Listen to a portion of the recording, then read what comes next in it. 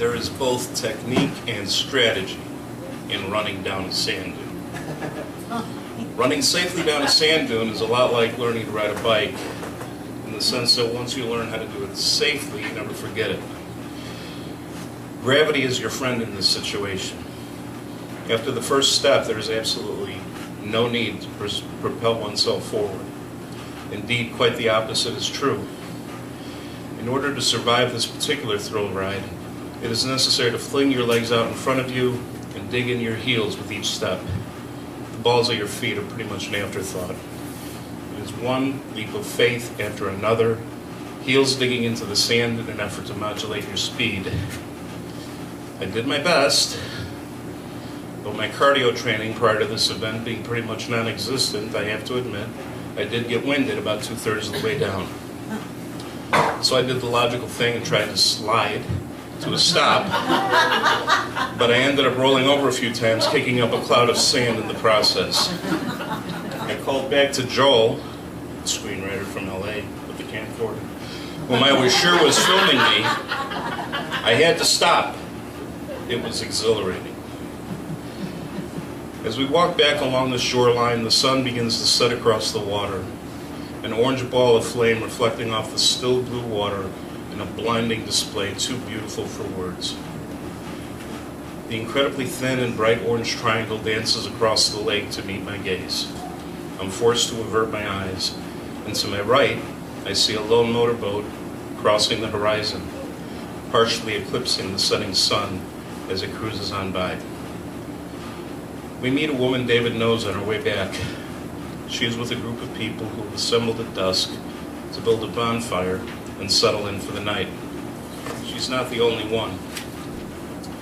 Looking up as the sun sets to our right, the beach is dotted with at least 4 other bonfires in the distance, each by my calculation about a half-mile apart.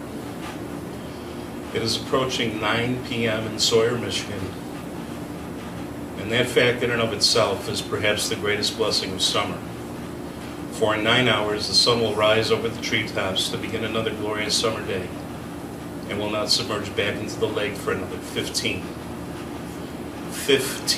hours of glorious sunlight in mid-July, baking the sand dunes and warming the breezes as they flow over the clear water. When night eventually comes, the ambient air will cool once again as the foliage of the forest will give up its dew, and with it a refreshingly intoxicating, oxygenated air. This miraculous gift becomes manifest in the deep and rejuvenating sleep it induces.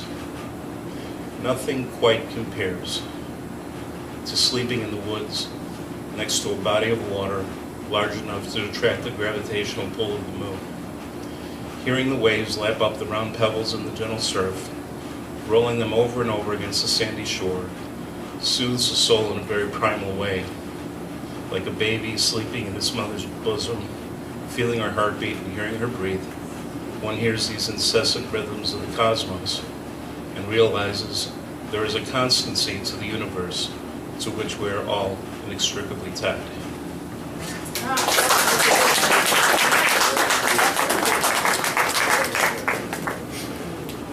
Steve, I will say, I think I told you this before, I've been there. We vacation in the same area, and I've been on that dune, and he's not kidding. You get going so fast that you can't stop. Your feet, you're just flying, and the only thing you can do is hope to God that something will stop you before you hit the bottom, and it's just amazing. But it's an awesome feeling. I mean, it's kind of like what the Wright brothers must have felt like that first time when they realized they weren't touching the earth anymore. Terror. Absolute pure terror.